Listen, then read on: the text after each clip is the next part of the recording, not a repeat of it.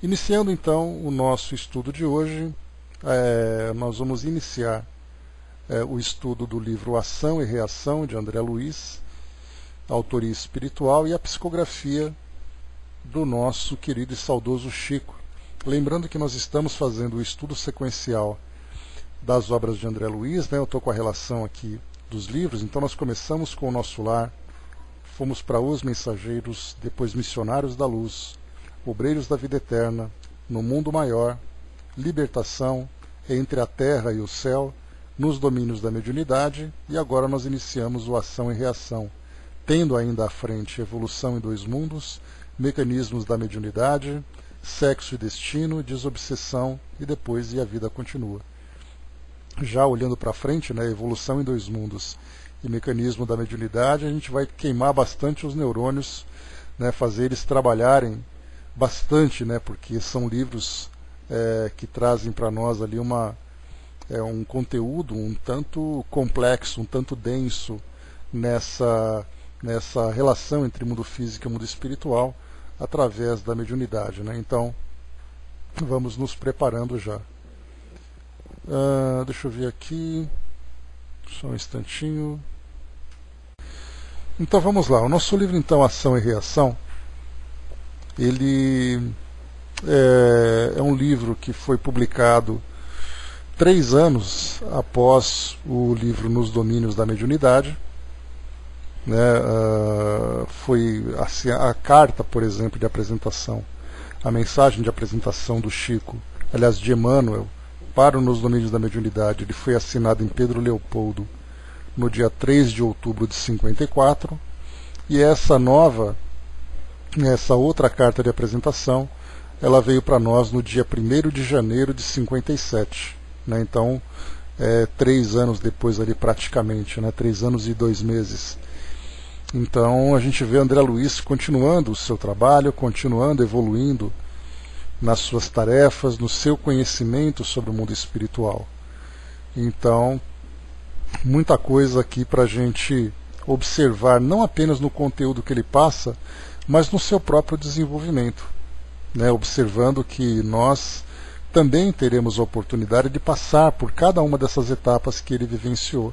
Então, não apenas, né, estudando os livros de André Luiz, não apenas observar o conteúdo, mas observando também o próprio espírito, na sua linha de raciocínio, no seu entendimento, na sua compreensão, na sua mudança de conduta. Então, o espírito que chega no plano espiritual é apenas o início de um longo processo de transformação que ele vai vivenciar. E nós temos visto isso bastante aqui em André Luiz, embora ele continue ainda mantendo, né, traços da sua personalidade, aquela curiosidade natural que ele sempre apresentou, aquela ansiedade, aquela expectativa de obter respostas diante de situações que chamam a atenção, né? Enfim, a gente vai vendo então ali o nosso amigo vivenciando as suas experiências pessoais particulares no plano espiritual.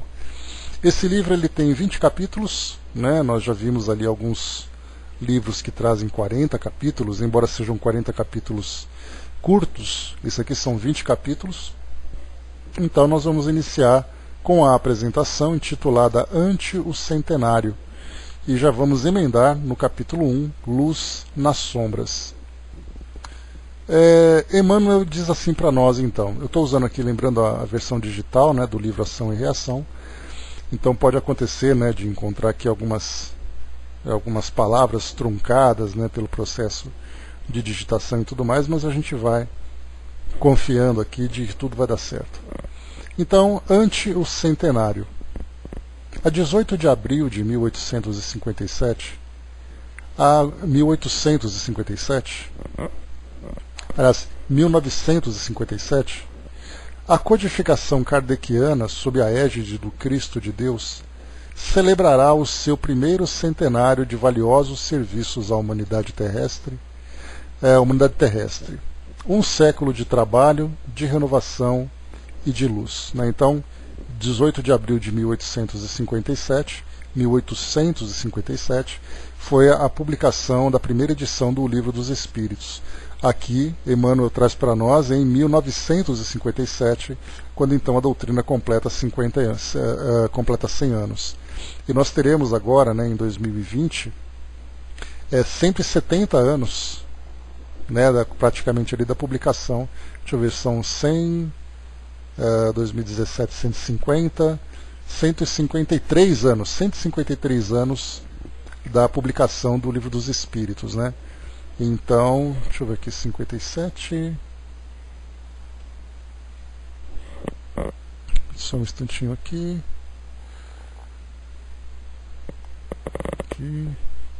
Só um instantinho, deixa eu... Isso mesmo. Então, a 18 de abril de 1857, a codificação kardeciana, sob a égide do Cristo de Deus, celebrará o seu primeiro centenário de valiosos serviços à humanidade terrestre. Um século de trabalho, de renovação e de luz. Para contribuir nas homenagens ao memorável acontecimento, grafou André Luiz as páginas deste livro.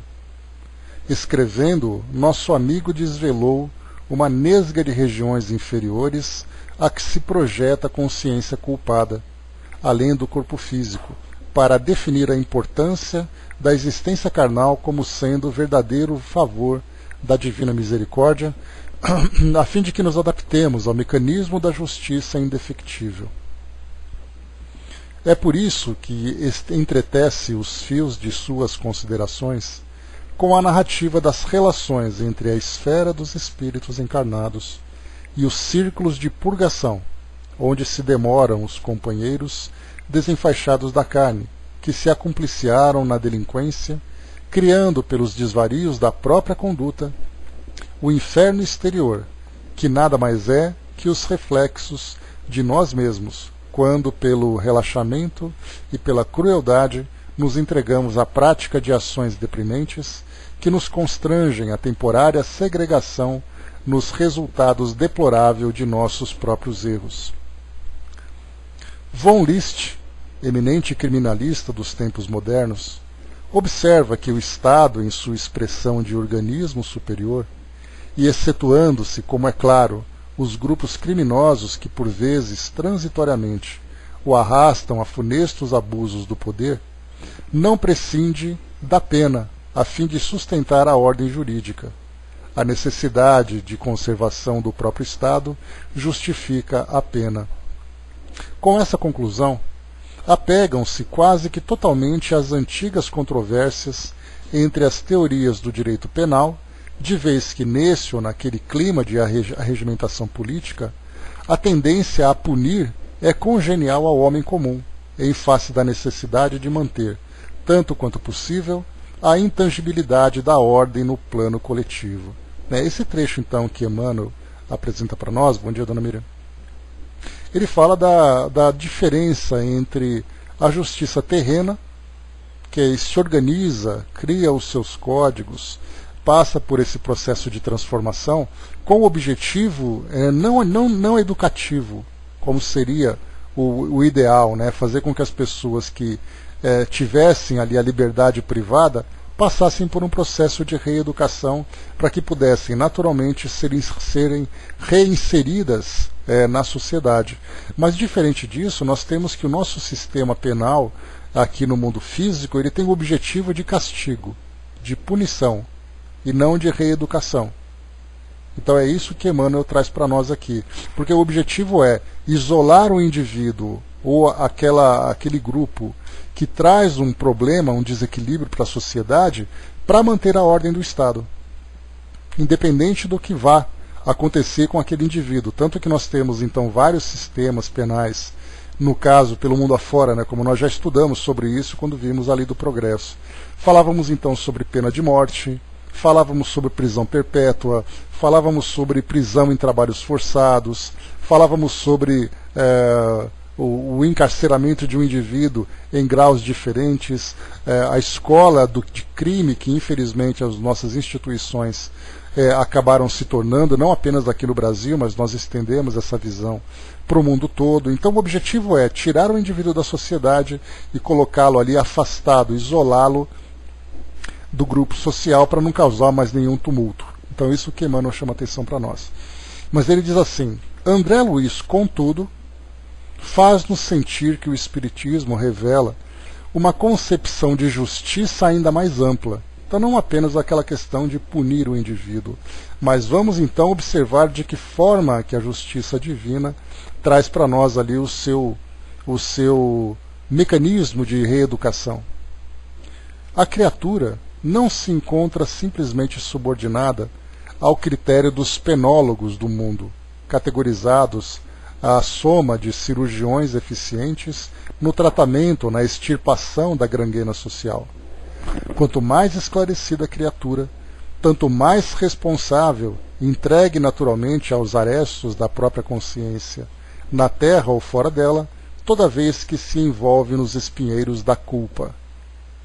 Suas páginas, deste modo, guardam o objetivo de salientar que os princípios codificados por Allan Kardec abrem uma nova era para o espírito humano, compelindo-o à auscultação de si mesmo, no reajuste dos caminhos traçados por Jesus ao verdadeiro progresso da alma, e explicam que o Espiritismo, por isso mesmo, é o disciplinador de nossa liberdade, não apenas para que tenhamos na Terra uma vida social dignificante, mas também para que mantenhamos no campo do espírito uma vida individual harmoniosa, devidamente ajustada aos impositivos da vida universal perfeita, consoante as normas de eterna justiça elaboradas pelo supremo equilíbrio das leis de Deus. Então nós veremos aqui nesse livro esse processo de reeducação. Então, até mesmo eu cheguei a comentar com vocês ontem lá na sala do estudo do livro da apostila História do Espiritismo, sobre os princípios básicos, os pilares em que a doutrina espírita se sustenta. Então, nós temos ali a consciência da existência de Deus, embora nós tenhamos uma grande limitação para interpretar exatamente o que é Deus.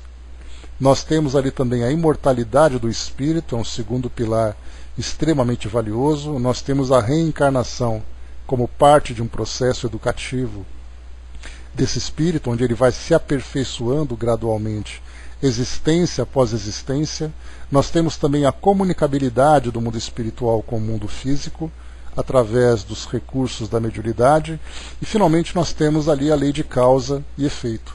Esses 5 pilares são as bases, sustentam então toda a nossa doutrina, e cada vez que nós temos uma compreensão mais profunda desses princípios, nós temos uma visão muito mais clara de tudo aquilo que acontece, não apenas no mundo, mas acontece conosco mesmo, tudo aquilo que nós temos do nosso passado, do nosso presente, do nosso futuro, tudo aquilo que nós precisamos fazer para alcançar esse progresso tão desejado. Então, a própria compreensão da lei de causa e efeito e da reencarnação, se nós tivermos o mínimo de compreensão desses 2 princípios e saber vivenciá-lo, aplicando na nossa vida cotidiana, nós já teremos uma transformação rápida e bastante efetiva.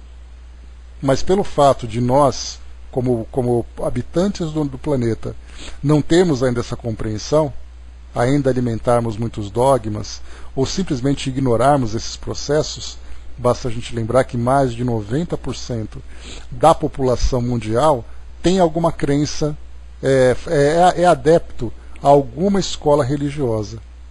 Só que o fato de ser adepto dessa escola não significa que ele vivencie os seus princípios. Acaba sendo muito mais uma parte de um processo educativo, familiar, acaba sendo um protocolo social. Então é simplesmente dizer que eu tenho uma religião e que eu acredito em Deus, mas não significa que eu compreendo os seus princípios, tampouco que eu vivencie isso.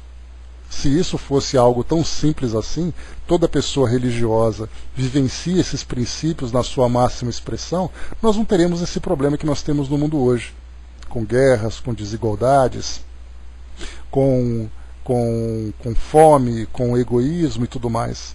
Basta simplesmente dizer que eu tenho essa religião e eu vivo esses princípios, mas não é assim que funciona.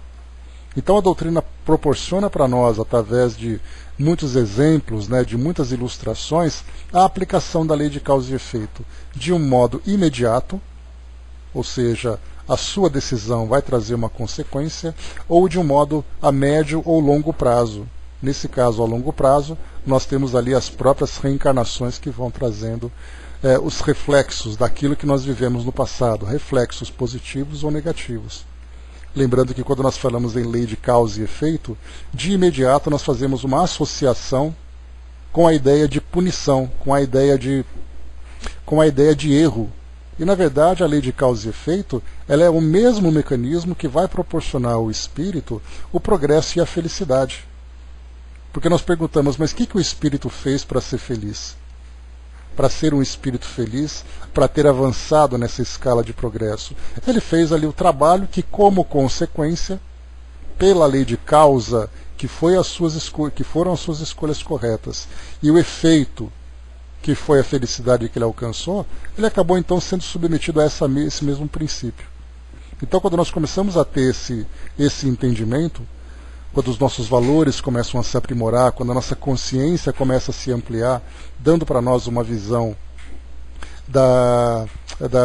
a capacidade que nós temos, né, o discernimento entre o certo e o errado, e nós começamos então a fazer as escolhas corretas com conhecimento de causa, tendo conhecimento do futuro, tendo conhecimento do propósito de nós estarmos aqui, a consequência será naturalmente a felicidade que todos desejamos. Então é isso que André Luiz passa para nós aqui, isso que Emmanuel passa para nós. A Jane colocou, né, define bem no quarto parágrafo a importância da existência carnal na divina misericórdia, exatamente porque é parte desse processo educativo, a reencarnação. Estarmos aqui hoje é uma dádiva divina. E não simplesmente viver por viver, mas viver com um propósito, que é esse desenvolvimento que nós tanto precisamos. Bom dia, Luiz. E continua para nós aqui para finalizarmos. Eis porque, apresentando-as ao leitor amigo, reconhecemos nos postulados que abraçamos não somente um santuário de consolações sublimes, mas também um templo de responsabilidades definidas para considerar que a reencarnação é um estágio sagrado de recapitulação das nossas experiências e que a doutrina espírita, revivendo o Evangelho do Senhor, é facho resplendente na estrada evolutiva, ajudando-nos a regenerar o próprio destino para a edificação da felicidade real. Aqui antes também um trecho interessante que mostra para nós que a doutrina espírita mostra para nós não apenas esse princípio de consolações, o consolador prometido, né? Porque a ideia de consolação significa que nós estamos então sendo constantemente consolados, esclarecidos sobre as dificuldades que nós estamos vivendo. Isso é uma consolação, explicar, por exemplo, o porquê da dor, o porquê do sofrimento, o porquê da perda. Então ele vai nos consolando, trazendo explicações. Mas a doutrina não é só isso. O fato dela ser consoladora não tira dela também o critério de educação. De dizer para nós que, vivendo dessa ou daquela forma, nós construímos um futuro diferente, porque o Consolador mostra para nós o passado e mostra também o futuro. Mas também mostra, nesse processo educativo, aquilo que nós vivemos no passado, as consequências no presente, as escolhas do presente e as consequências no futuro. Alcançando então essa felicidade real.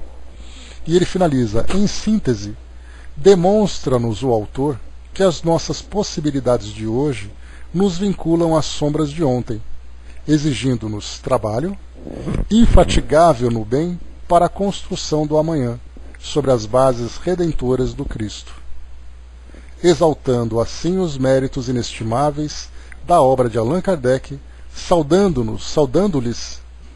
saudamos-lhe comovidamente o abençoado centenário. Então, lembrando mais uma vez aqui a comemoração, a celebração de 100 anos da doutrina. Nós não temos uma condição de avaliar exatamente, de um modo muito claro, o efeito da doutrina espírita no mundo. Porque nós vimos assim, né, toda a trajetória dela na França, depois veio para o Brasil, continua ainda um grupo pequeno. A última estatística de 10 anos, aliás, agora em 2020 nós teremos mais um censo, né, que vai trazer para nós uma visão geral da nossa sociedade aqui no Brasil, e, portanto, vai falar também sobre educação, sobre religião, sobre condição social. Então a gente vai ter uma ideia de que forma é que a doutrina espírita se se desenvolveu aqui no nosso país. Mas, moralmente, a gente ainda continua tendo essa dificuldade de ver de que forma que ela conseguiu transformar o nosso mundo. E os espíritos, certamente, acompanhando a difusão desses princípios, a presença dos espíritos entre nós, esse entendimento que nós temos nessa relação do mundo físico com o mundo espiritual, eles conseguem ter essa visão mais clara. Porque para nós é muito difícil fazermos uma avaliação tão extensa de mais de 160 anos se nós estamos vivendo nossas vidas aqui de algumas poucas décadas. Eis aí a diferença, né? O Luigi colocou, né, já ouvi que Consolador é o Espírito. Sim, é uma questão, muito mais de retórica, né, Luigi? Muito mais poética, porque na verdade assim, o Consolador Prometido seria então esse grupo de espíritos que estariam entre nós, trazendo esses ensinamentos, e seriam esses ensinamentos que promoveriam essas transformações. Então o Consolador Prometido, junto com os espíritos, vem todo o corpo doutrinário, todos os ensinamentos, para fazer com que nós tenhamos uma compreensão diferente da vida. Então, assim, essa acaba sendo muito mais assim, uma visão poética do que a necessidade que nós temos de nos preocupar quem exatamente, qual a identidade desse Consolador. Mas o efeito dessa presença entre nós, sejam dos próprios espíritos, sejam dos ensinamentos que eles trazem para nós.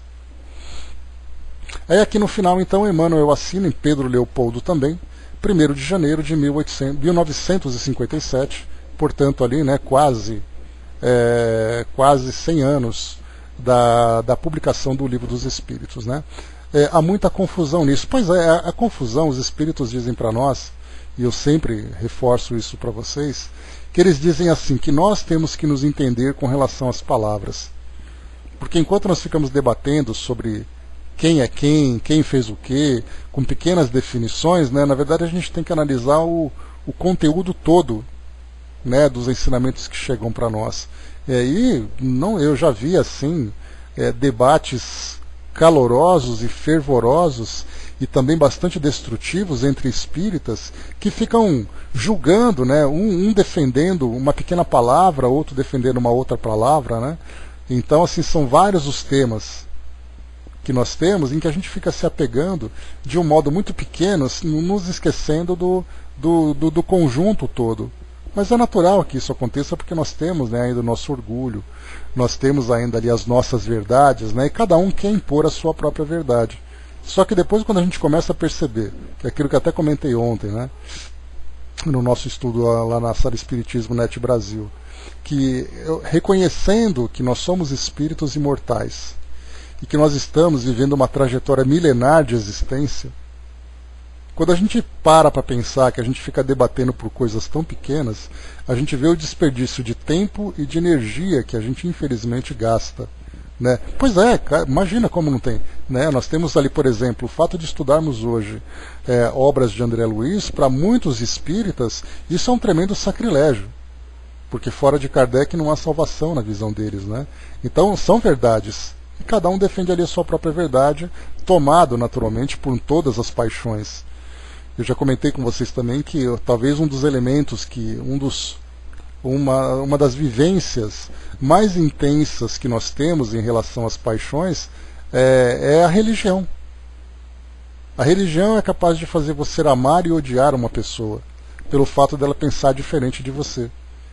A religião é capaz de fazer com que você mate ou você morra em nome da sua fé. E a história conta bastante isso para nós. Inclusive história bastante recente. Então são as paixões que ficam afloradas. Mas quando a gente começa a se espiritualizar de fato, né, nós começamos a modificar. Pois é.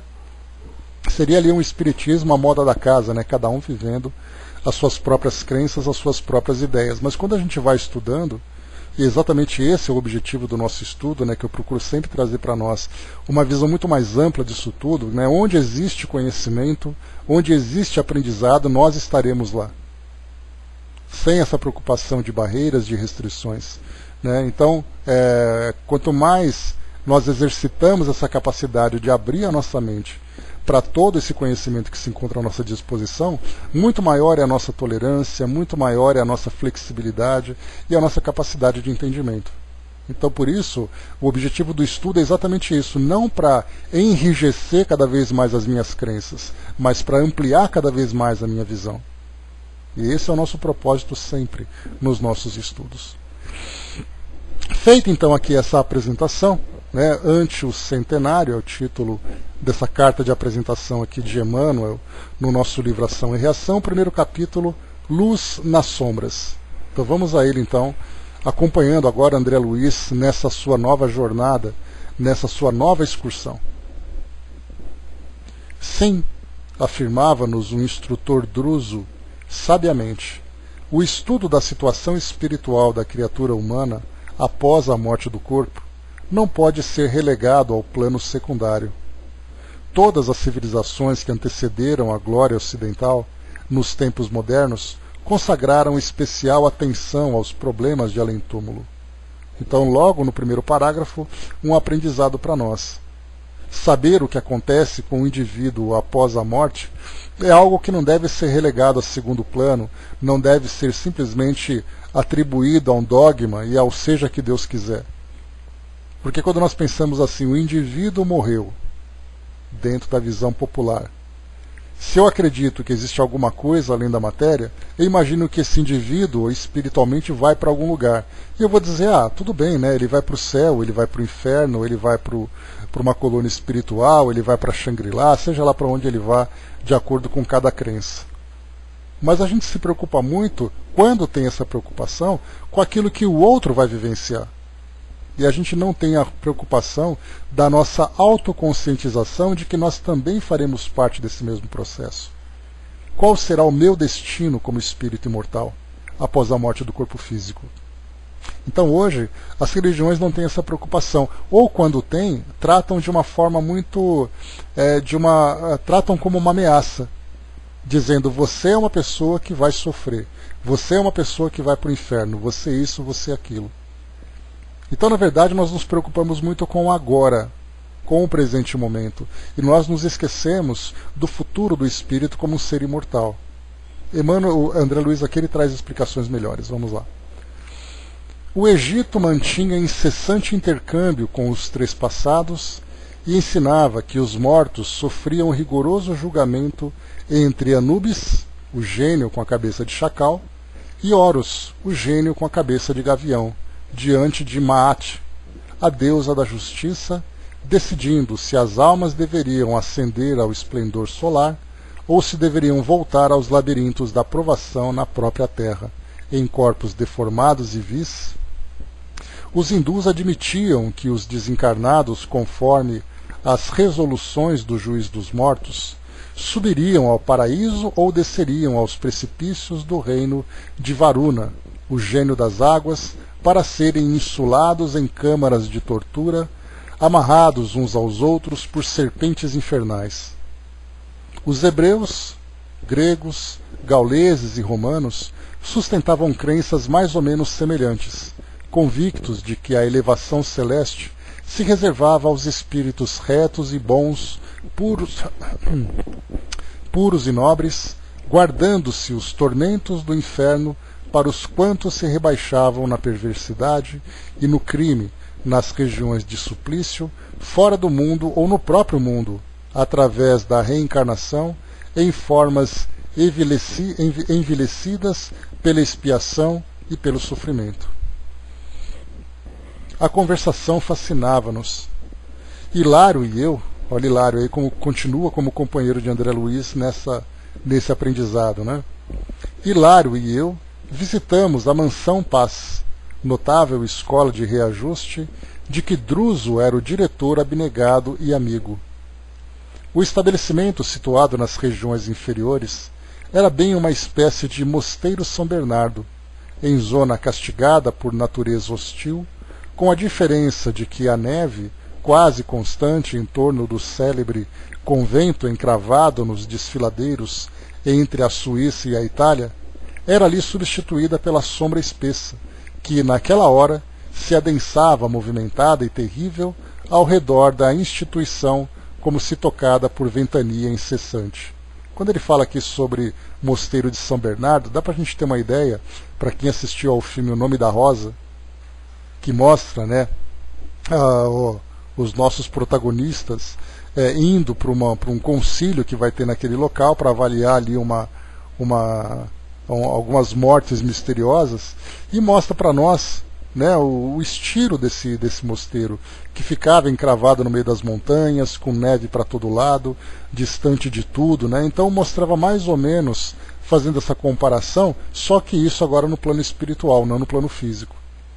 Em vez de encontrar, por exemplo, né, a neve, como apresenta naquele local, ele coloca aqui, era ali substituída pela sombra espessa, que naquela hora se adensava, movimentada e terrível, ao redor da instituição, como se tocada por ventania incessante. Nós já tivemos alguns exemplos de colônias ou postos de socorro em outros livros de André Luiz, né, quando ele ia para essas regiões umbralinas e via, né, esses locais escuros, locais com sons pavorosos, com criaturas estranhas, com almas em grande sofrimento em torno daquele local, os muros de proteção, todos os recursos daquela tecnologia no plano espiritual, né?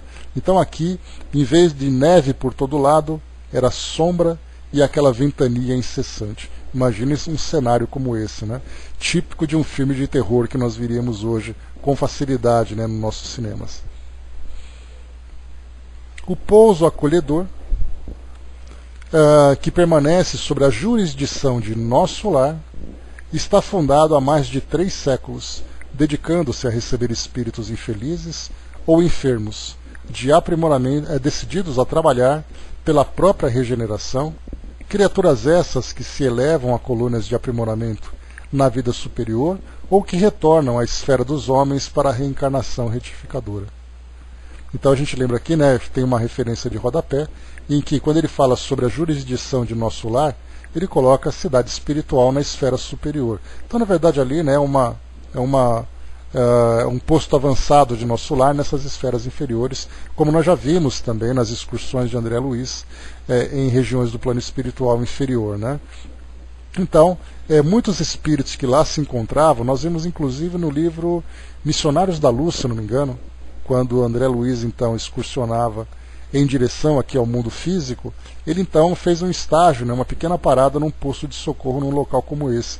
E conheceu ali um grupo de espíritos, né, que se dedicavam, que trabalhavam bastante, e na conversa com aqueles espíritos, ele estranhava porque muitos deles não conheciam o Nosso Lar, por exemplo. O conhecimento deles do plano espiritual naquela fase existencial deles dizia respeito apenas àquela colônia, e era um local muito diferente de Nosso Lar. Era um lugar que ficava numa região sombria, lidando com espíritos em grande condição de sofrimento, espíritos que muitas vezes traziam ali aquele caráter perverso, né? Então ele perguntava assim, né, que se eles conheciam, as pessoas diziam que não, que eram trabalhadoras, pessoas que tinham ali bastante dedicação, então diziam que não conhecia. Que é exatamente aqui que esses trabalhadores, ou mesmo, mais ainda, né, os pacientes que ficavam, ou as pessoas que eram acolhidas por essa instituição, elas tinham 2 destinos. Ou elas se melhoravam significativamente e ascendiam para essas colônias de vida superior, ou então dali mesmo eles reencarnavam. E nós lembramos que naquele local havia ali também um trabalho de preparação para a reencarnação de muitos espíritos, que era aquele espírito em desequilíbrio, era aquele espírito que se encontrava em sofrimento, que o único trabalho que poderia ser feito em seu benefício era o trabalho reencarnatório, que eles mesmos realizavam. Diferentemente do que a gente via na colônia lá em Nosso Lar, quando nós conhecemos, né, algumas das personagens, Dona Laura, por exemplo, mãe de Lísias, o próprio Lísias também se preparando para a reencarnação, a mãe de André Luiz também preparando num sistema muito diferente desse ambiente. Porque ali em cima eram espíritos que se programavam para uma nova reencarnação, já tendo missões, já tendo trabalhos nobres a serem realizados. Aqui nesse caso, num ambiente como esse, nós vemos que a reencarnação é parte de um processo terapêutico. Então o espírito pode se encontrar numa condição tão perturbada que o único recurso que ele tem naquele momento é reencarnar, ainda que seja por pouco tempo, ainda que seja numa condição de restrição, mas é o que ele precisa naquele momento. Então são trabalhos voltados para a reencarnação, mas em condições muito diferentes. Né? Exato, né? No caso dessas colônias mais elevadas, existe um planejamento, a participação, o livre-arbítrio, né? Enquanto que nessas colônias inferiores, nesses postos, o trabalho é direcionado, né? Muitas vezes até de um modo impositivo, sem que o espírito tenha ali condições de participar desse processo. Em razão disso, o casario enorme, semelhante à vasta cidadela, instalada com todos os recursos de segurança e defesa, mantém setores de assistência e cursos de instrução, nos quais médicos e sacerdotes, enfermeiros e professores encontram, depois da morte terrestre, aprendizados e quifazeres da mais elevada importância. Pretendíamos efetuar algumas observações com referência às leis de causa e efeito, o karma dos hindus, e convenientemente recomendado pelos Ministérios do Auxílio, achávamos-nos ali, encantados com a palavra do orientador, que prosseguia, atencioso, após longa pausa. Acresce notar, dizia aqui o professor, né, o instrutor, acresce notar que a Terra é vista sob os mais variados ângulos. Para o astrônomo, é um planeta a gravitar em torno do Sol. Para o guerreiro, é um campo de luta em que a geografia se modifica à ponta de baionetas. Para o sociólogo, é amplo reduto em que se acomodam raças diversas. Mas, para nós, é valiosa arena de serviço espiritual, assim como um filtro em que a alma se purifica, pouco a pouco, no curso dos milênios, acendrando qualidades divinas para a ascensão à glória celeste. Por isso há que sustentar a luz do amor e do conhecimento no seio das trevas, como é necessário manter o remédio no foco da enfermidade. Então aqui ele traz para nós uma visão do mundo material, do nosso planeta, né? Ele colocou aqui apenas o astrônomo ou o sociólogo e o guerreiro, mas nós podemos ir muito além dos nossos cientistas, dos nossos sociólogos, daqueles que não creem em nada, apenas vendo aqui o mundo físico como um local de prazeres ou de sofrimento. Kardec ele falava para nós sobre as diversas formas de interpretação do nosso planeta como meio ou como destino de muitos espíritos que vão passar pelo processo de transformação. Então o nosso mundo pode ser um hospital para um espírito doente, pode ser um presídio para um espírito rebelde, pode ser uma escola para o espírito que necessita do aprendizado, pode ser um campo de trabalho, um campo de obras para aquele espírito trabalhador, ou pode ser muitas vezes até um parque de diversões para aquele espírito mais relaxado, aquele espírito sem compromissos, né, com a sua própria elevação. Então nós vemos que o nosso planeta ele é aqui, né, ele é aquilo que nós desejamos que ele seja. Mas é colocado para nós aqui, né, deixa eu pegar aqui o nome do nosso instrutor, um nome novo, né, um nome novo, dificuldades novas, Druso, esse é o nome dele. Então o nosso instrutor Druso falava exatamente isso, né, a visão que eles têm daquele posto de socorro é olhar o nosso planeta de um modo completo, percebendo que cada espírito que aqui reencarna passa por um processo de transformação de acordo com a sua necessidade. Então ele vai receber ali os benefícios, ou será privado desses benefícios de acordo com as suas necessidades.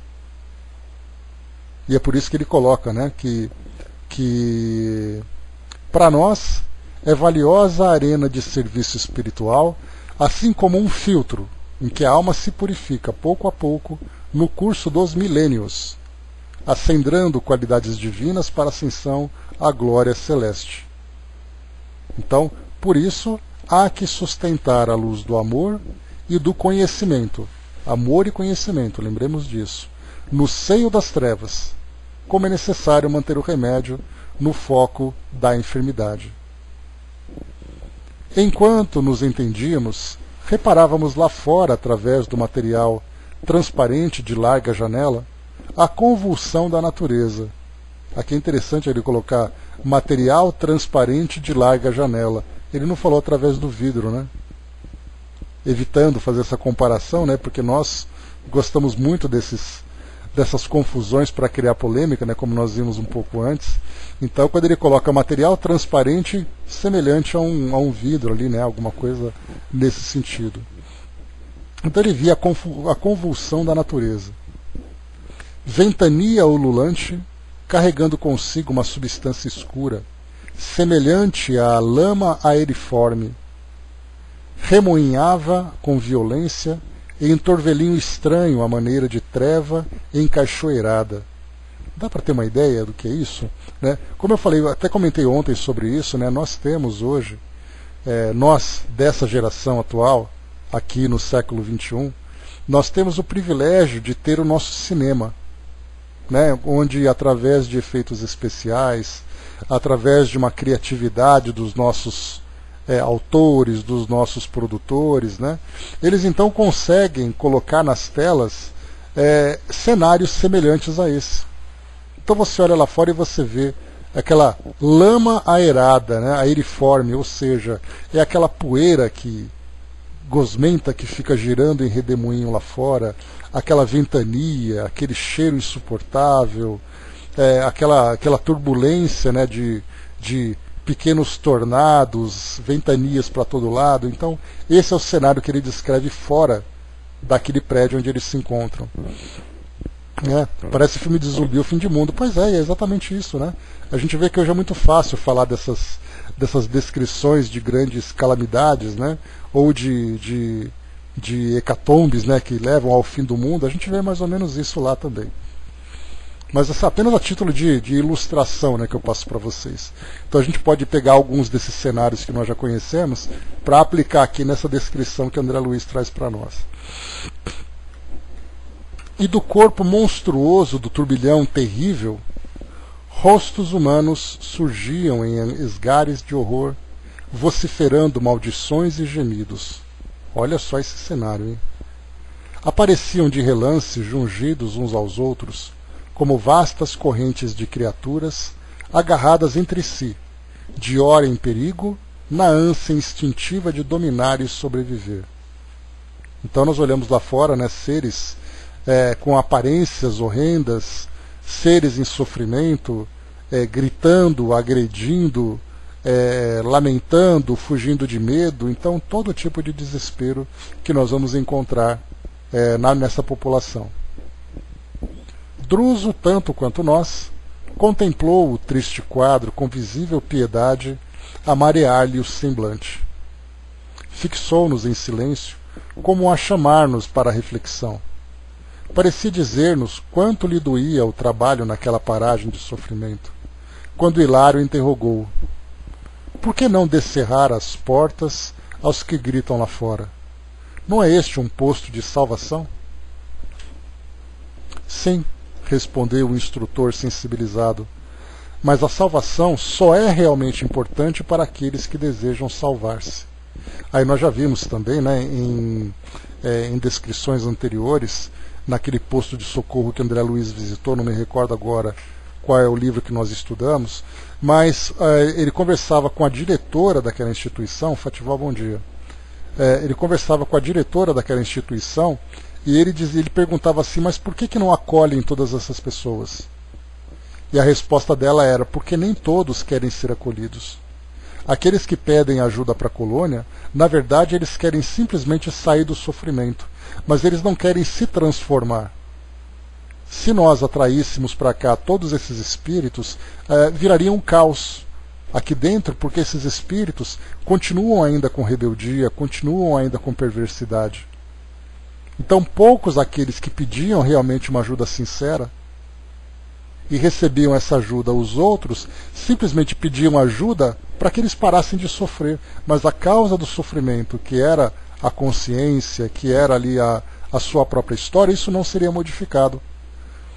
Foi aquele caso que nós estudamos lá em Nosso Lar, vocês se lembram, André Luiz, numa das entradas da colônia, apareceu uma mulher que tinha sido enfermeira, ela tinha sido uma assistente de abortamento, no seu perispírito várias marcas daquilo que ela fazia, e ela então pedia ajuda E aí então o segurança dizendo, você não pode entrar aqui. E aí então no momento em que ela foi rejeitada, ela rapidamente começou a agredir verbalmente aquele segurança. E percebi então que não existia humildade dentro dela. O que existia na verdade era aquele comodismo de pedir ajuda para parar de sofrer. E é o que nós vemos aqui também. E ele continua aqui, vamos lá. Mais uma vez ele coloca, né, a salvação só é realmente importante para aqueles que desejam salvar-se. Né? O Luigi colocou, né, o espírita não diz que isso é produto da mente. Sim, de fato é, né, porque a gente coloca os cenários que são criados no plano espiritual, não é no sentido de imaginação. É uma criação da mente, considerando a mente como uma força muito poderosa. Se nós estudarmos, por exemplo, Luigi, lá no livro A Gênese, no capítulo 14, que fala dos fluidos, nós vemos então que existem fluidos espalhados por todo o universo. Não é imaginação coletiva, é uma criação coletiva, com a força do pensamento, porque Kardec chama atenção dizendo para nós que a mente, o pensamento para o espírito, é como se fosse as mãos do trabalhador aqui no mundo físico. E o fluido, ele é simplesmente a substância que é manipulada. Então a capacidade que nós temos de manipular esse fluido pode ser uma capacidade consciente ou inconsciente.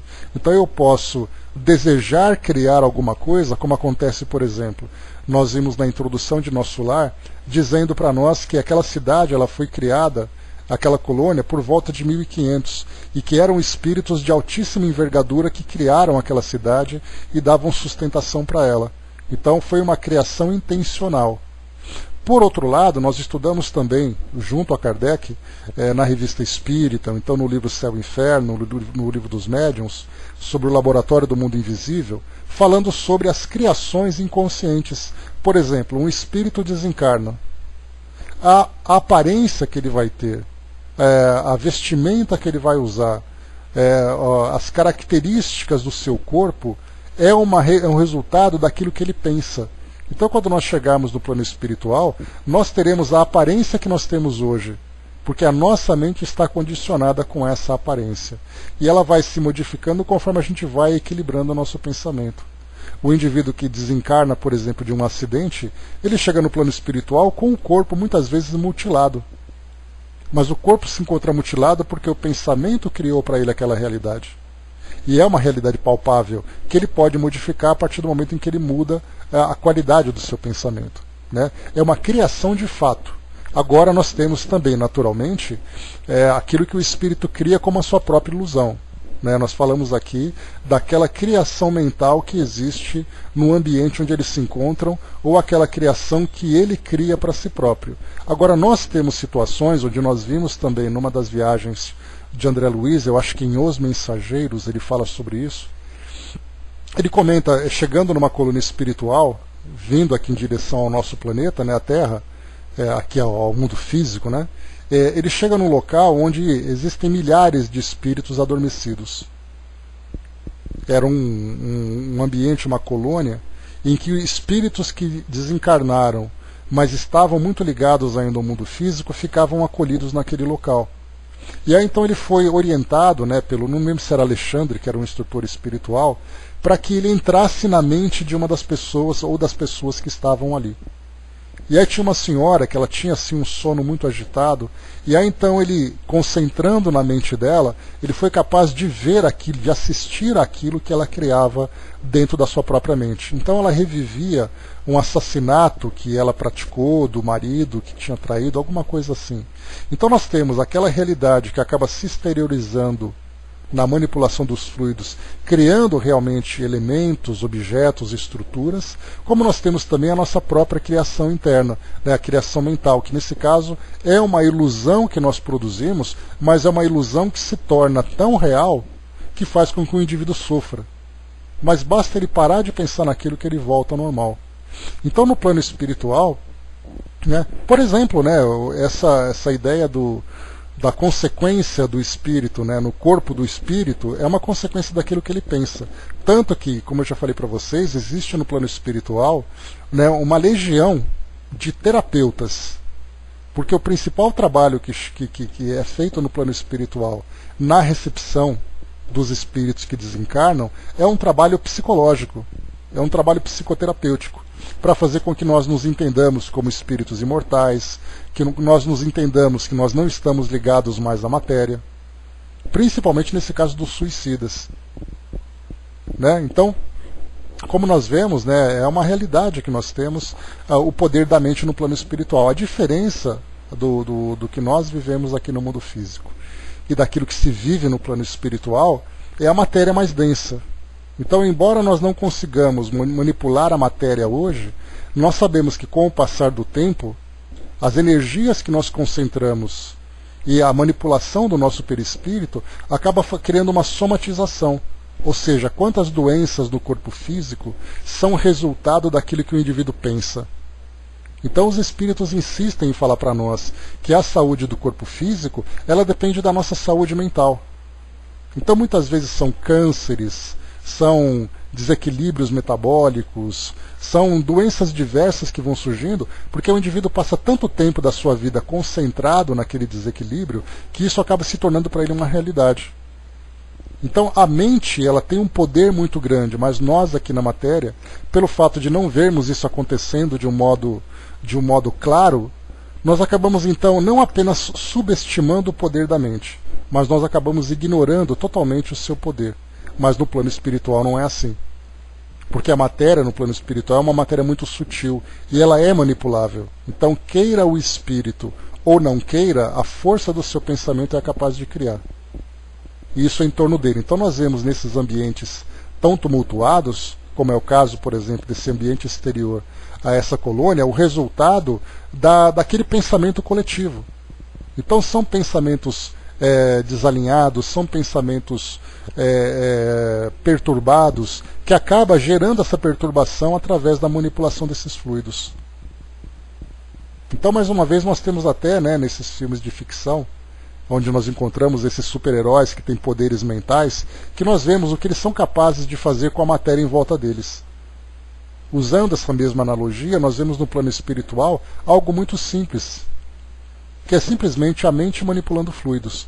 E quando essas mentes vão se juntando, se somando, criam aquele local. Exatamente, mas é uma expressão que você utilizou, mas é uma expressão muito real. Nós somos artistas plásticos e essa arte, como a gente lembra sempre que a arte reflete o espírito do autor, no plano espiritual, essa arte que é criada reflete exatamente o estado do espírito daqueles desencarnados. E é isso que nós vemos, né? O sofrimento de tantos espíritos, os ambientes que são criados, tudo resultado do pensamento desequilibrado, ou do pensamento equilibrado quando criam, né, esses ambientes ou essa imagem harmoniosa que eles apresentam. Tudo é resultado daquilo que o espírito traz dentro de si. E a gente lembra também a força de sintonia, de atração. Uma mente desalinhada atrai outra mente desalinhada. É a lei de sintonia. E aí então vamos juntando, como se fossem ímãs que vão se aproximando, fazendo com que aquele desequilíbrio se torne assim uma força muito poderosa. Nós temos ainda uma dificuldade muito grande de compreender como tudo isso funciona, porque o pensamento para nós é uma coisa muito abstrata para compreender. Mas através dessas ilustrações a gente já vai tendo uma ideia da saúde ou da doença, da harmonia ou do desequilíbrio como resultado da mente. E não é à toa que nós temos hoje muitas filosofias que procuram trabalhar a mente do indivíduo através ali da meditação, através de um trabalho de harmonização, onde nós temos ali, por exemplo, yoga, tai chi chuan, terapias diversas em que o indivíduo fica relaxado, harmonizando o seu pensamento, porque dentro dessas terapias, a vida problemática que o indivíduo tem é resultado da sua mente desequilibrada. E essas terapias fazem com que ele vá se reharmonizando e, por consequência, vá afetando a sua vida também, a sua vida de um modo mais prático. Então a mente para nós é um grande mistério ainda. E nós ficaremos surpresos com o seu poder. Né? A mente é resultado do conteúdo que o espírito traz, né, no seu pensamento, nos seus sentimentos, né? Então ela reflete aquilo que tem dentro do indivíduo. É a sua força motriz, a sua força criadora. Mas vamos lá, vamos seguir aqui, senão a gente não consegue concluir. Diz aqui para nós então, Deixa eu ver aqui. O importante, então, como foi colocado para nós, para aqueles que desejam salvar-se. E depois de pequeno intervalo, continuou. Para cá do túmulo, a surpresa para mim mais dolorosa foi essa: o encontro com feras humanas, que habitavam o templo da carne, a feição de pessoas comuns.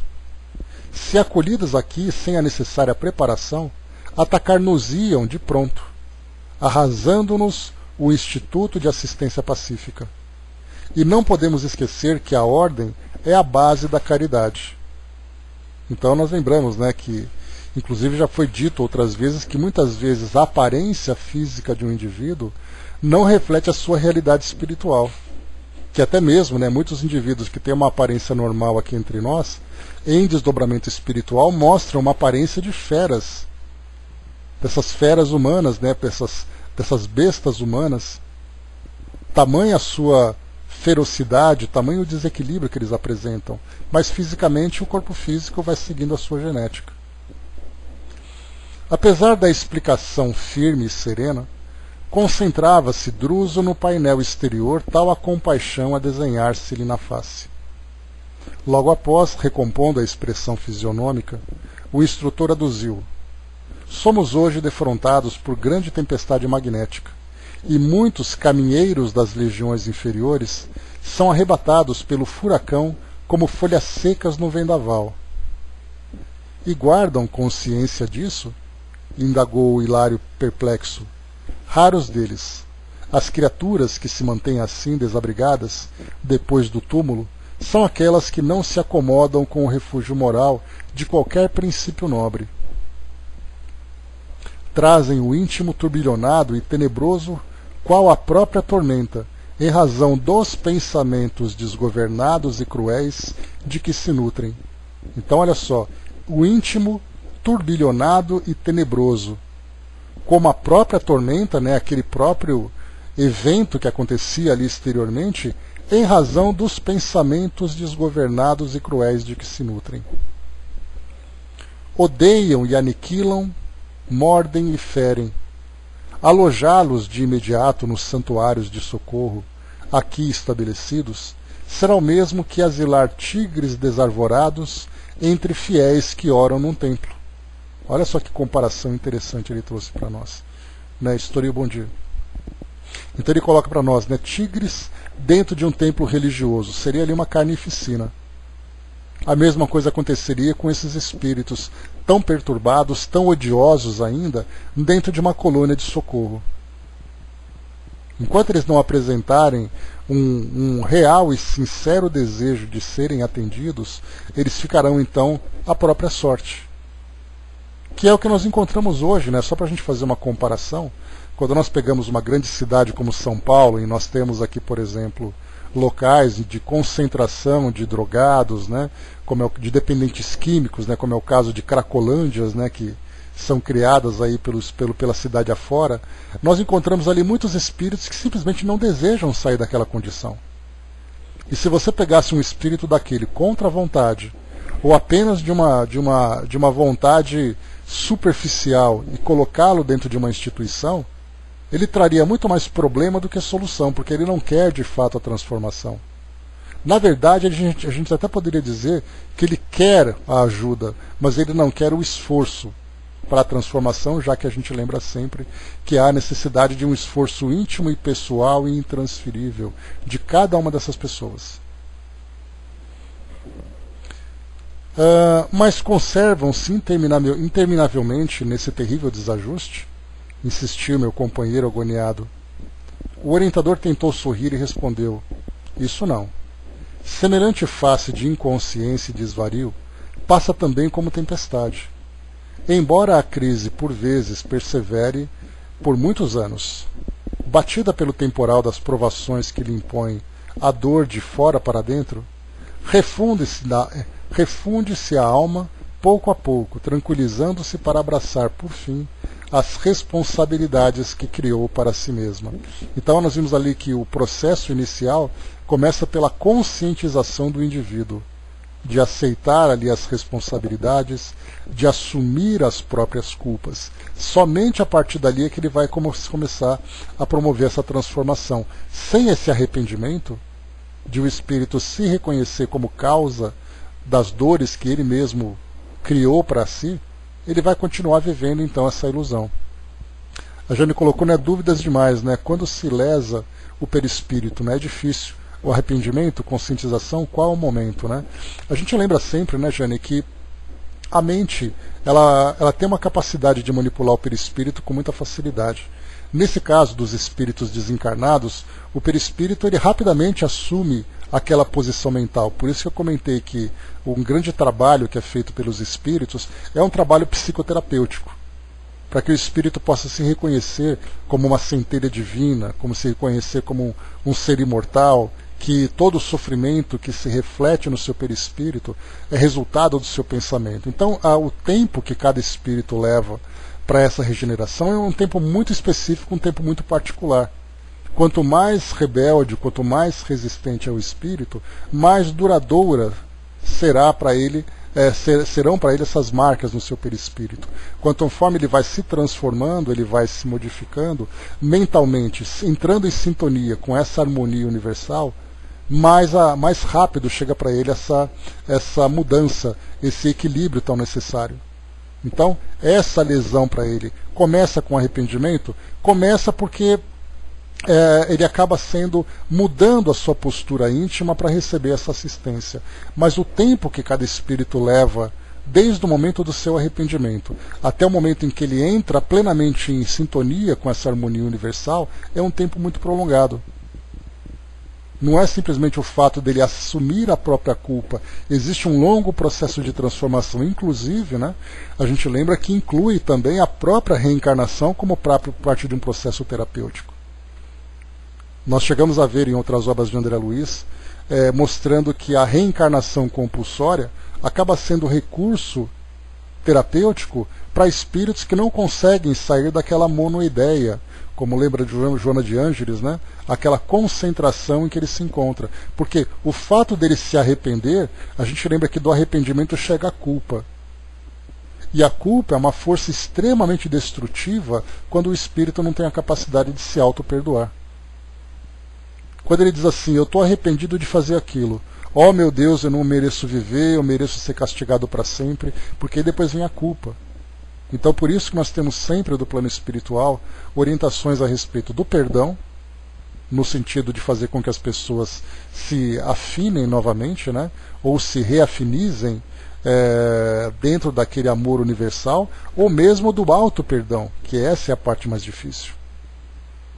Porque a culpa, a gente lembra sempre, né, é uma força devastadora. Eis ainda o grande problema.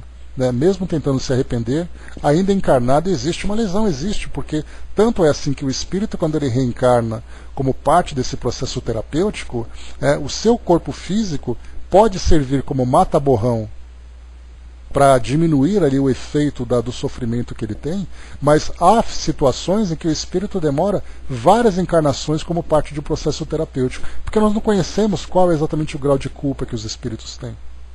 Nós, felizmente, nós aqui hoje, né, e imagino, nós temos ali as nossas dificuldades para lidar com a nossa consciência, nós temos ali, né, algumas culpas que ainda nos perseguem, mas são situações que nós conseguimos seguir a nossa vida. Mas quantos espíritos simplesmente não suportam mais viver? Tamanho constrangimento de que são tomados. E quando chegam no plano espiritual, desejam morrer novamente porque não conseguem se suportar diante da culpa que sentem. Então, o que nós conhecemos aqui, né, dentro do nosso círculo, são situações bastante brandas, comparadas com aquilo que nós vemos no plano espiritual, dentro dessas esferas mais densas de sofrimento. Então o indivíduo pode até se arrepender, mas esse arrependimento vai trazer para ele a culpa que vai fazer com que ele mantenha ainda esse sofrimento e essas lesões no seu perispírito que vai acompanhá-lo durante um tempo. E somente depois dessa reharmonização, que como eu coloquei para vocês é um processo lento, muitos de nós mesmos, nós estamos passando por essa reharmonização durante muito tempo. Tanto é assim que nós estamos vivendo as nossas provas, vivendo principalmente as nossas expiações como parte de um processo de correção. Então nós somos parte desse processo, mas nós podemos entender que, felizmente, nós estamos naquela parte final. Embora ainda tenha bastante trabalho para fazer, é aquela parte final do processo. Mas e aqueles que estão começando? Aqueles que vão demorar 3, 4 encarnações e agora que eles começam a entrar nessa fase de transformação. Olha o caminho ainda que tem que ser percorrido. Então o fato de nós termos esse equilíbrio, essa conscientização, né? Você vai esperar bastante então, Jane. Se depender dessa espera, nós dois estamos bem arrumados, viu? O Luigi colocou, né? Esses superiores ficam esperando que cada um conserte seus danos. O trabalho que é feito, Luigi, existe um trabalho de influência espiritual muito grande. A gente lembra que nenhum espírito desses, por exemplo, que nós vemos nesses turbilhões, esses espíritos que se apresentam com tanto sofrimento, todos eles têm ali o seu espírito responsável, né, o seu espírito protetor. Eles são de alguma forma influenciados, sugestionados, induzidos, mas tudo depende muito de cada espírito aceitar isso tudo. Porque a gente lembra que esse estado de perturbação em que eles se encontram é, na verdade, aquele espírito arrogante, aquele espírito prepotente que acredita que ele fez a justiça com as próprias mãos. Então são várias as estratégias que os espíritos têm. A gente lembra que Jesus disse, né, que nenhuma ovelha se perderá. E não significa que nós estamos à própria sorte. Então existem muitos trabalhos que são feitos de esclarecimento, trabalhos que são feitos de exemplificação, mas cabe a esses espíritos aceitar, porque o livre-arbítrio acaba sendo ali talvez seja um dos maiores atributos divinos que nós temos, a nossa capacidade de fazer escolhas. Então os espíritos trabalham dentro de um limite. Existe até uma questão do Livro dos Espíritos, quando fala sobre os espíritos protetores, né, os anjos guardiões, que Kardec perguntou, né, se o espírito é muito rebelde, né, se o indivíduo encarnado é muito rebelde, o espírito protetor o abandona? A resposta é, ele se afasta, mas aguarda a oportunidade de recomeçar. Então, na verdade, é assim, né? Se nós fôssemos, porque é fácil a gente pensar nisso, vamos nos colocar na posição de um espírito protetor. E aí, então, por alguma relação que nós temos com aquele espírito, nós temos que observá-lo e ajudá-lo na sua evolução. Ele é aquele espírito rebelde, ele é aquele espírito que comete crimes, e ele está sob a nossa responsabilidade. Então a gente vai influenciando, vai tentando mexer no meio, pedindo ajuda, para tentar ajudá-lo da melhor forma. Até que chega um momento em que no plano espiritual ele se encontra nessa condição. Esses espíritos continuam trabalhando. Porque sozinhos nós não temos capacidade dessa transformação. Pelo menos não a um prazo menor. Nós ficaremos então durante milênios estagnados na mesma condição. Então é um trabalho que é feito, mas é um trabalho conjunto do esforço daquele que deseja auxiliar com a disposição e boa vontade daquele que quer receber ajuda, né? Faz parte desse processo, né? A gente entraria agora então, né, nesses corpos deformados como parte de provas e expiações, né? A gente viu também lá no próprio Livro dos Espíritos falando sobre reencarnações com deficiências, né, tanto intelectuais como físicas, exatamente como parte de um processo de aprendizado. Porque essa restrição, essa limitação física serve para o espírito para que ele compreenda a sua condição. Mas aí também depende muito da aceitação dele. Muitos espíritos reencarnam nessa condição e se tornam revoltados. Outros espíritos aceitam essa condição. Não apenas com relação a essas questões físicas, mas você pode falar dentro de uma família, dentro de um ambiente social. Você reencarnar, por exemplo, num país africano onde existe miséria. É uma restrição que pode ser muito mais difícil do que alguém que reencarna num corpo deformado. Então, para cada indivíduo, para cada necessidade, você tem um recurso. E os espíritos abrem mão desses recursos para auxiliar. Mas sempre vai depender do espírito a sua disposição de mudança. Então, esses orientadores espirituais, a lei divina com todos os seus recursos, oferece para o espírito a oportunidade. Mas é ele que tem que aceitar isso tudo. É algo muito difícil para nós porque nós vemos as coisas de um modo muito simplista. muito superficial. Mas quando nós estendemos a nossa visão de um modo muito mais amplo, vendo o espírito com toda a sua história, o seu endurecimento, né, moral, afetivo, o seu comportamento destrutivo e autodestrutivo, muitas vezes para esse aprendizado necessita de uma situação extremamente dolorosa para que ele possa aprender.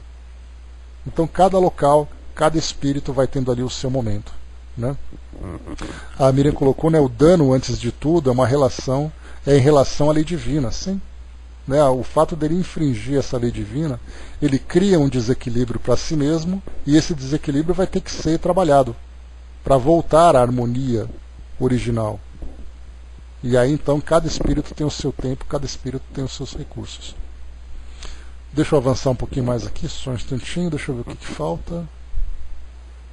Ixi, ainda tem bastante coisa ainda. Deixa eu só achar aqui um ponto para a gente poder encerrar então. Como foi colocado aqui em cima, né, se todos eles viveriam de um modo interminável, e a resposta coloca isso não.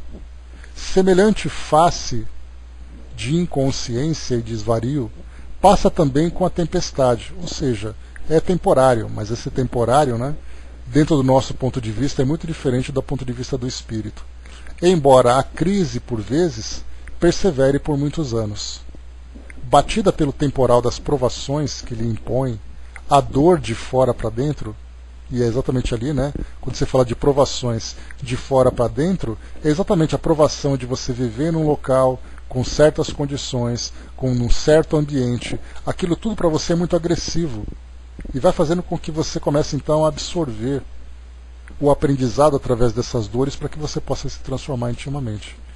E ele coloca então, né, que as provações que lhe impõem a dor de fora para dentro, refunde-se a alma, pouco a pouco, tranquilizando-se para abraçar, por fim, as responsabilidades que criou para si mesma. Quer dizer então, disse por minha vez, que não basta a romagem de purgação do espírito depois da morte, nos lugares de treva e padecimento, para que os débitos da consciência sejam ressarcidos? Perfeitamente, aclarou o amigo, atalhando-me a consideração reticenciosa. O desespero vale por demência, a que as almas se atiram nas explosões da incontinência e revolta. Não serve como pagamento nos tribunais divinos. Olha só então, o castigo não é o suficiente para que o espírito possa se reharmonizar. Há a necessidade dele compreender aquela lição, dele assumir uma nova postura. Porque seria como se você colocasse um indivíduo que comete um crime na nossa sociedade, colocá-lo dentro de uma prisão, com toda a sua revolta, com todo o seu vício, com todos os seus valores inferiores, e depois que ele cumprisse ali os 30 anos, você abrisse a cela e colocasse de volta na sociedade. Qual foi a mudança que ele teve? Nenhuma. Ele continua sendo o mesmo criminoso que quando ele entrou, muitas vezes até pior, dentro da nossa realidade. Por isso, então, aqui o sofrimento não é o suficiente para que o espírito aprenda. Há a necessidade dele entender isso como parte de uma lição. E continua aqui, só para a gente concluir o raciocínio. Então, aqui, né, não serve como pagamento nos tribunais divinos. Não é razoável que o devedor solucione com gritos e impropérios os compromissos que contraiu, mobilizando a própria vontade. Aliás, dos desmandos de desordem mental a que nos entregamos, desprevenidos, emergimos sempre mais infelizes, por mais endividados. Cessada a febre de loucura e rebelião, o espírito culpado volve ao remorso e à penitência. Então, olha só, o remorso, primeiro ele se arrepende, vem a culpa, e depois vem a penitência, que ele mesmo se impõe. Aquele espírito que diz assim, eu não me conformo, eu mereço sofrer, eu espero que eu reencarne junto naquele local e que eu sofra demais, né? Aliás, a culpa é sempre muito dura quando nós nos impomos, né? Não existe nem castigo errado nem castigo certo, porque o objetivo não é castigo, o objetivo é conscientização. É o espírito que se impõe aquelas dores e aquelas restrições. Então a ideia do castigo ela é muito terrena. No plano espiritual, tudo é educação.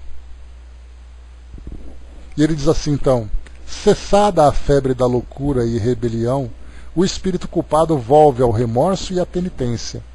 Acalma-se como a terra que torna a serenidade e a paciência depois de insultada pelo terremoto. Não obstante amar falhada e ferida. Então, como o solo que regressa ao serviço da plantação proveitosa, submete-se de novo à sementeira renovadora dos seus destinos.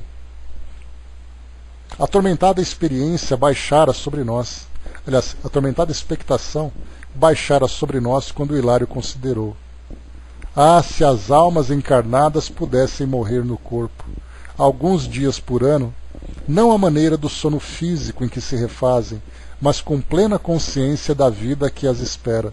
O que ele quer colocar aqui para nós é que, se todos nós tivéssemos a oportunidade de algumas vezes durante a nossa vida acordar com consciência no plano espiritual para ver essa realidade e depois voltar, não como acontece nas emancipações durante o nosso sono físico, mas que isso fosse uma experiência marcante para todos nós para vermos realmente essa realidade. E ele diz assim depois: sim, ajuntou o orientador, isso realmente modificaria a face moral do mundo. Entretanto, a existência humana, por mais longa, é simples aprendizado em que o espírito reclama benéficas restrições para restaurar o seu caminho. Usando nova máquina fisiológica entre os semelhantes, deve atender à renovação que lhe diz respeito, e isso exige a centralização de suas forças mentais na experiência terrena a que transitoriamente se afeiçoa. Aqui a gente para nesse ponto, mas entra, por exemplo, aqui os conceitos de esquecimento do passado, de nós lembrarmos das causas das nossas dores, mas aí então os espíritos respondem para nós que toda a motivação que nós temos que ter é uma motivação que parte da nossa boa vontade, e não simplesmente a culpa por si só. Eu não estou sendo bonzinho agora porque eu lembro que eu fui mal no passado. Eu tenho que ser bom agora porque princípios nobres começam a aflorar dentro de mim. Então, da nossa visão, ainda bem que nós não somos os criadores das leis divinas, senão nós simplificaríamos tantas coisas e transformaríamos o nosso mundo num caos. Mas enquanto nós vemos assim, eu queria lembrar o que eu fiz no passado. Vocês se lembram daquela psicografia que eu comentei com vocês, em que o Espírito disse assim: ah, se nós lembrássemos das coisas que acontecem no passado. E ele pergunta: você não deseja esquecer aquilo que você cometeu de erro nessa encarnação? Imagina se viessem os erros do passado. Seria uma avalanche de dor e sofrimento que nós não suportaríamos. Então o esquecimento do passado é parte desse processo. André colocou, temos que nos lembrar que ao visitar esse plano não vamos ver maravilhas azuis, porque temos muito a acertar, certamente. Há aqueles com a consciência tranquila, com a mente bem direcionada, que no plano espiritual entram em sintonia, em harmonia com esses ambientes.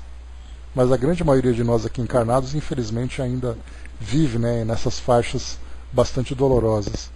A Jane coloca, não estamos perdidos, encontramos espíritas que nos ajudam nessa caminhada. Todos nós nos ajudamos, Jane? É uma ajuda mútua, então ainda estamos longe, certamente, de alcançar o ideal, mas esse pouco que a gente consegue, poxa, já é para nós uma grande conquista, Mas nós encerramos por aqui então o nosso estudo, pessoal. Nós paramos aqui então na página número 7, e nós vamos entrar aqui no trecho em que diz para nós: a palavra fluente e sábia do instrutor era para nós motivo de singular encantamento. E por que não me supunha no dever de aproveitar os minutos? Ponderava em silêncio de mim para comigo quanto à qualidade das almas desencarnadas que sofriam a pressão da tormenta exterior. Então, estaremos aqui também então, no nosso próximo encontro, dando continuidade nesse trecho tão interessante para nós. Aliás, é uma introdução extremamente profunda, porque vai mostrando a respeito das condições dos espíritos que ainda não se ajustaram perante a lei divina, ainda nem sequer iniciaram esse ajuste. Assim como nós encontramos hoje todas essas barbáries que acontecem no nosso mundo, de nós encontrarmos ditadores, de encontrarmos pessoas comuns que cometem crimes, você pergunta assim para ele: escuta, você não está arrependido de fazer o que você fez? Aí ele vai te apresentar uma série de argumentos para defender a ideia dele. De vermos, por exemplo, no caso que nós encontramos nesses terroristas pelo mundo afora, e você pergunta: escuta, você não está arrependido de ter explodido aquelas pessoas que não tem nada a ver com isso? Ele vai te dizer para você que o ato dele é justificável. Se nós encontramos isso em situações